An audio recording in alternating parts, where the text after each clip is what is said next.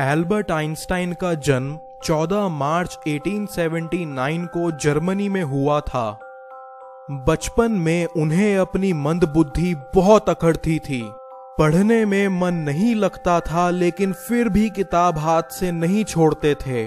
मन को समझाते और वापस पढ़ने लगते। आगे बढ़ने की चाह हमेशा उन पर हावी रहती थी। कुछ ही समय में अभ्यास का सकारात्मक परिणाम दिखाई देने लगा। शिक्षक भी इस विकास से दंग रह गए। गुरु मंत्र के आधार पर ही आइंस्टाइन अपनी विद्या संपदा को बढ़ाने में सफल रहे। आगे चलकर उन्होंने अध्ययन के लिए गणित जैसे जटिल विषय को चुना। उनकी योग्यता का असर इस तरह हुआ कि जब भी कोई सवाल अध्यापक हल नहीं कर पाते तो वो आइंस्टाइन की मदद लेते थे।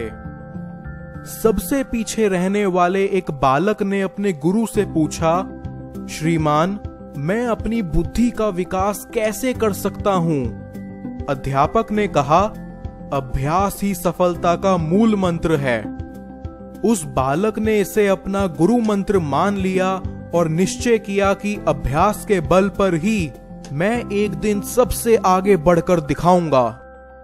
बाल्यकाल से अध्यापकों द्वारा मंदबुद्धि और अयोग्य कहा जाने वाला ये बालक अपने अभ्यास के बल पर ही विश्व में आज सम्मान के साथ जाना जाता है। इस बालक को दुनिया आइंस्टाइन के नाम से जानती है। उनका जीवन इस बात का प्रमाण है कि साधारण से साधारण व्यक्ति भी मेहनत, हिम्मत और लगन से सफलता प्राप्त कर सकता है। गुरु मंत्र को गांठ बांधकर आइंस्टाइन सफलता की सीढ़ी चढ़ते रहे। आर्थिक स्थिति कमजोर होने की वजह से आगे की पढ़ाई में थोड़ी समस्या हुई, परंतु लगन के पक्के आइंस्टाइन को यह समस्या निराश ना कर सकी।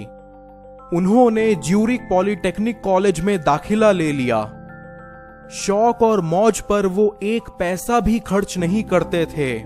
फिर भी दाखिले के बाद उन्होंने अपने खर्चे को और कम कर दिया था। एक बार बहुत तेज बारिश हो रही थी। एल्बर्ट आइंस्टाइन अपनी हैट को बगल में दबाए जल्दी जल्दी घर जा रहे थे। छाता ना होने के कारण वो भीग गए थे। रास्ते में एक सज्जन ने उनसे पूछा कि भाई, तेज बारिश हो रही है, हैट से सिर को ढकने के बजाय तुम उसे कोट में दबाकर चले जा रहे हो, क्या तुम्हारा सिर नहीं भीग रहा है? इस सवाल के जवाब में आइंस्टाइन ने कहा, भीग तो रहा है, परंतु बाद में सूख जाएगा, लेकिन हैट गीला हुआ तो खराब हो जाएगा। नया हैट खरीदने के लिए ना तो मेरे पास पैसे हैं और ना ही समय। मित्रों, सीमित साधन में भी संसार में महान कार्य किए जा सकते हैं। आइंस्टाइन इसका सबसे बड़ा उदाहरण है।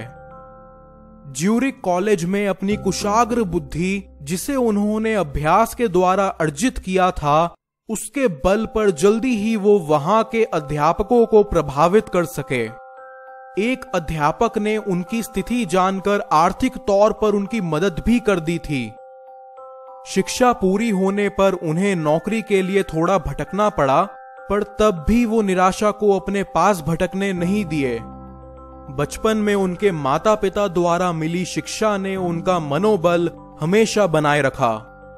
उन्होंने सिखाया था कि एक अज्ञात शक्ति, जिसे ईश्वर कहते हैं, संकट के समय उस पर विश्वास करने वाले लोगों की अद्भुत सहायता करती है।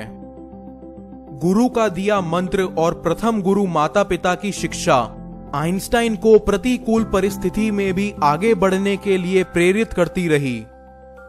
उनके विचारों ने एक नई खोज को जन्म दिया, जिसे सापेक्षतावाद का सिद्धांत यानी थ्योरी ऑफ रिलेटिविटी E=mc² कहते हैं। इस सिद्धांत का प्रकाश उस समय की प्रसिद्ध पत्रिका आनलोन डेर फिजिक्स में हुआ। पूरी दुनिया के वैज्ञानिकों और बुद्धिमान लोगों पर इस लेख का बहुत गहरा असर हुआ। एक ही रात में आइंस्टाइन विश्व प्रसिद्ध हो गए। जिन संस्थाओं ने उन्हें अयोग्य कहकर एक साधारण सी नौकरी देने से मना कर दिया था, वो संस्थाएं उन्हें निमंत्रित करने लगी।